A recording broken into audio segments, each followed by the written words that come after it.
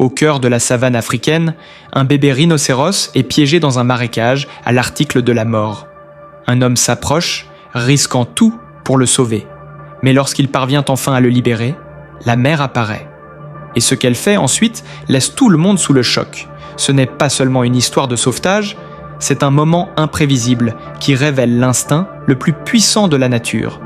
Reste jusqu'à la fin, car ce qui va se passer ensuite, personne n'aurait pu l'imaginer. Dans le silence étouffant de la savane africaine, l'air semblait lourd, comme si même la nature retenait son souffle. Le soleil frappait la terre craquelée, où même les arbres n'osèrent plus se dresser pleinement. C'est dans ce paysage aride, où la vie semblait rare, que tout a commencé. Mandla, un garde forestier expérimenté, poursuivait sa patrouille habituelle lorsque quelque chose d'inhabituel attira son attention. Des traces désordonnées, des marques profondes dans le sol, et plus loin, le gémissement étouffé d'un cri faible. Il s'arrêta, le cœur battant. Entre les herbes sèches et la boue épaisse, il aperçut un petit corps luttant pour rester debout. C'était un bébé rhinocéros, couvert de boue jusqu'au dos, les yeux mi-clos, le corps visiblement affaibli. Le petit était coincé, piégé dans un marécage durci par la sécheresse. La boue s'était transformée en un piège presque solide, et chaque tentative de mouvement l'enfonçait davantage. C'était une scène déchirante, un animal si jeune, sans défense, abandonné à son sort dans un lieu où peu survivraient seuls. Mandla regarda autour de lui, attentif aux moindres signes de la mère. Il savait qu'intervenir sans s'assurer de la situation représentait un risque, non seulement pour lui, mais aussi pour le petit. La présence de la mère rhinocéros pouvait être dangereuse.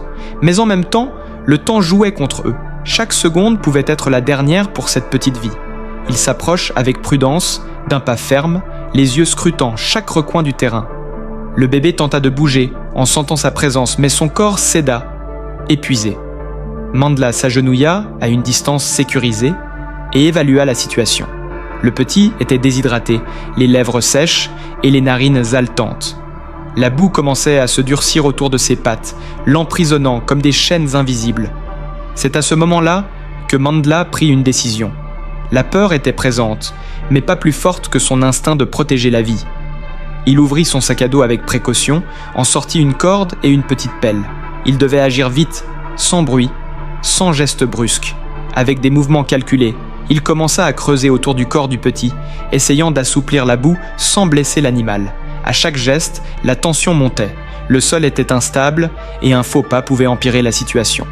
Mais Mandla ne s'arrêta pas.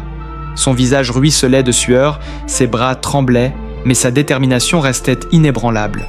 Le petit commença à émettre des sons faibles, presque comme un pleur étouffé. C'était comme s'il implorait de l'aide, ou peut-être était-il déjà en train d'abandonner. Mandla parle à voix basse, d'un ton serein et rassurant, comme si ces mots pouvaient atteindre le cœur de cette créature effrayée. Peu à peu, la boue céda. D'abord une patte, puis une autre. Mandla tira doucement, glissant le petit corps vers un endroit plus stable.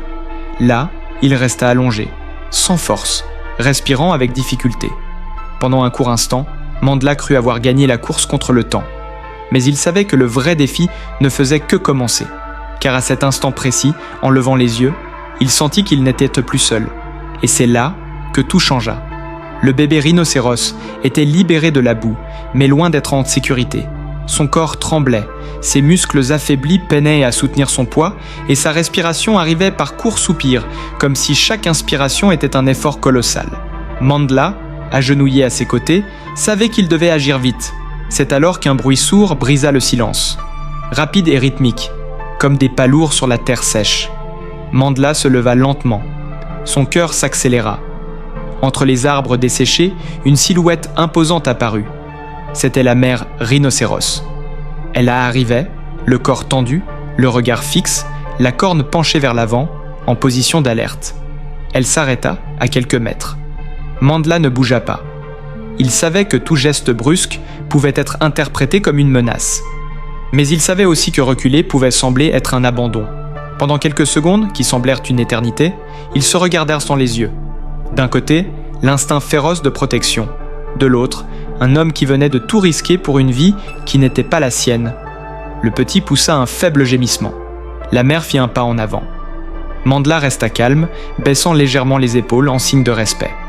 Aucun mot ne fut prononcé, mais une conversation silencieuse s'établit, entre peur, compassion et confiance. Au lieu d'attaquer, la mère s'approcha du petit et le renifla, doucement. Elle toucha son corps avec délicatesse, comme pour s'assurer qu'il respirait encore.